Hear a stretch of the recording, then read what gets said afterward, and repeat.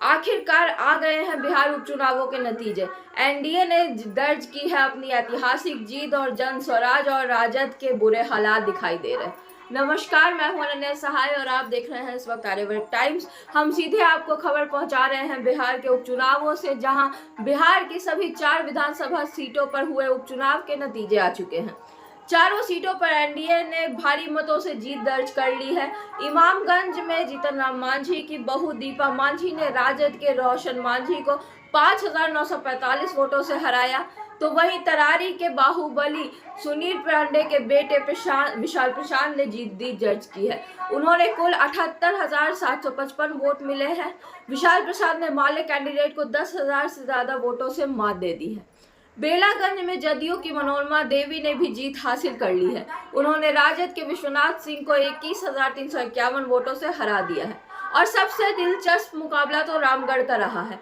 यहाँ शुरुआत से बसपा के सतीश सिंह यादव बीजेपी के अशोक कुमार सिंह को कड़ी टक्कर देते दिखाई दे रहे थे।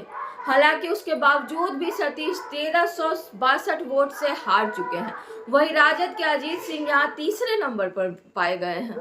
चारों विधानसभा सीटों पर सबसे बुरी स्थिति जन स्वराज पार्टी की रही है। पीके की पार्टी तरारी, बेलागंज और इमामगंज सारे में तीसरे नंबर पर रही है, जबकि रामगढ़ में तो चौथे नंबर पर खिसक कर चली गई।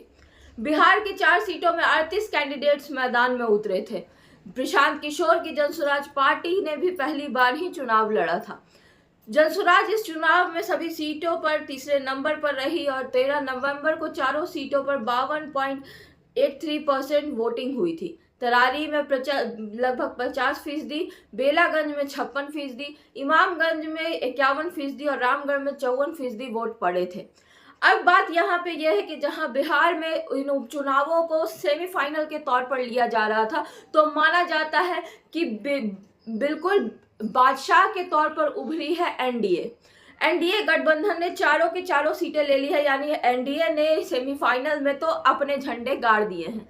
अब विधानसभा चुनावों में कितनी हिम्मत बच चुकी है आरजेडी में और जनसुराज में, ये देखना बड़ी बात होगी। लेकिन फिलहाल का जो दृश्य है वो ये है कि सारे के सारे एनडीए की पार्टियों के बाहर ढोल नगाड़े बज रहे हैं, जश्न का माहौल है, क्योंकि चारों की चारों सीटें बिहार के उपचुनावों ने एनडीए में जीत दर्ज कर ली है। और यही बात है कि जिस तरह के दावे लगातार एनडीए के वरिष्ठ नेता थोक रहे थे, उन दावों को उन्होंने सच कर लिया है।